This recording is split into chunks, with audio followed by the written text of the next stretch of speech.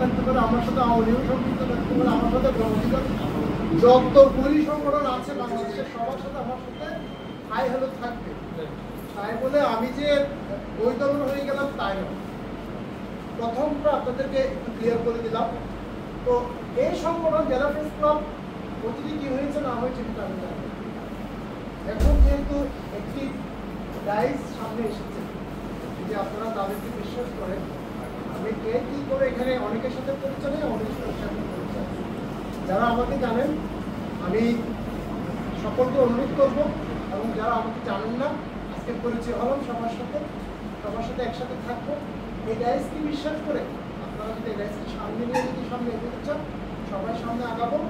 আর এই রাইজকে যদি বিশ্বাস করার কোনো কিছু থাকে আপনারা সামনে বলে যাবেন যে একটা সমস্যা হয়েছে, তাহলে একবার বলে যাবেন।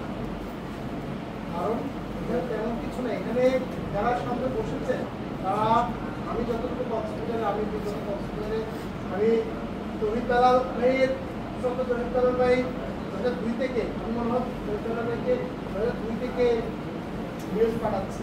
আমার নিউজ উনি এডিটিং করতেন 2002-এ, তখন থেকে কিন্তু আজকে গ্যাপ দিয়েছে। ওনাদের যদি বিশ্বাস থাকে আপনারা আসেন, সবাই একসাথে যেভাবে বসেছি এভাবে একটি প্রেস ক্লাব থাকবে, যেখানে লেখা যারা লেখে তারাই থাকবে, যারা লেখে না তারাই থাকবে। আমাদের স্পষ্ট কথা হচ্ছে যারা লেখে না তারা থাকবে।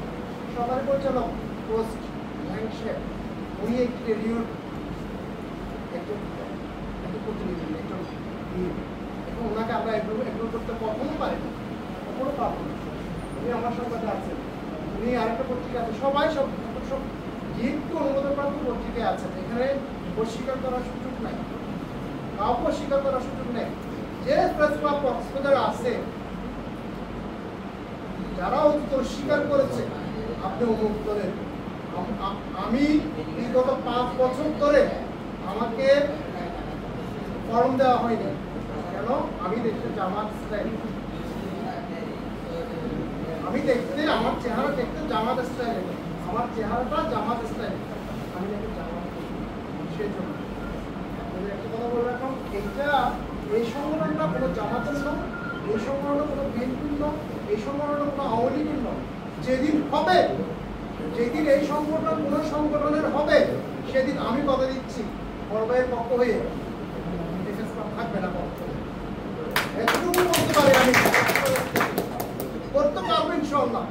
নির্বাচন করেছি, হিম্মত আছে আমার কাছে, টাকা নাই কিন্তু হিম্মত আছে, করতে পারবো ইনশাআল্লাহ। আপনারা দোয়া রাখবেন। এই আশা ব্যক্ত করছি। সবাইকে সালাম জানিয়ে আসসালামু আলাইকুম।